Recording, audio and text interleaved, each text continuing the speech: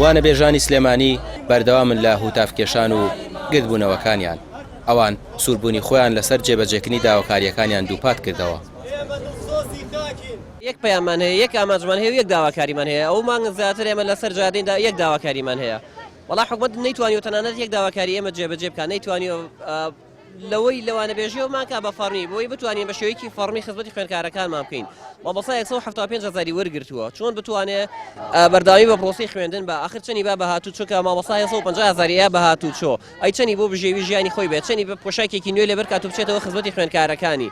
ئەی مامۆستایەک چۆن دەتوانێت بە درونیکی ئارامەوە خزمەتی خوێندکارەکانی بکات کە لە پەروەردەیەکی دەرەوەیە کە زیاتر لە 150,000 بەهاتوو چۆ. وڵی لە ماوەی 8 ساڵە مامۆستای وانەبێژ خۆپیشاندانەکە، یعنی من لە یەکەم ساڵمەوە کە بووم بە مامۆستای وانەبێژ لە خۆپیشاندان بەردەوامین هەتاوەکو ئەم دقەیە هیچ بەڵێنێکی 100% پێ نەدراوە کە بۆی کە دابمەزرێن.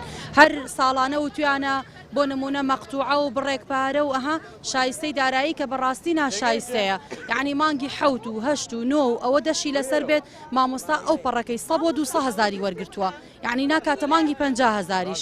بەڕاستی نە شایستەکەمان شایستەیە و نە ژیانی مامۆستایان بەڕاستی مامۆستای وانەبێژ یعنی زۆر قورسە.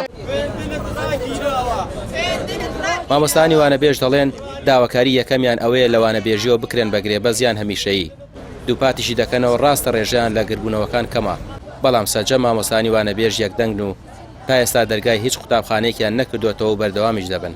زۆری ئەوانەی کە مامۆستان لە دەرەوەی شارن بۆن منە لە گوند و قەزاکانن زۆر ناڕەحەتە بێنە ئێرە و ئەوانەی هەیە ئیشی هەیە وە ناکرێت، بەڵام ئێمە لە جیاتی ئەوانش لێرەین بۆ داواکردنی مافی خۆمان، ئەوانش لەگەڵمانن. هەموو مامۆستانی بایکۆتیان کردو و داوای دامەزراندنەکەن. ڕاستە بە خۆپیشاندان ڕەنگە لە ماڵ نەبن، بەڵام بە بایکۆت لەگەڵمانن.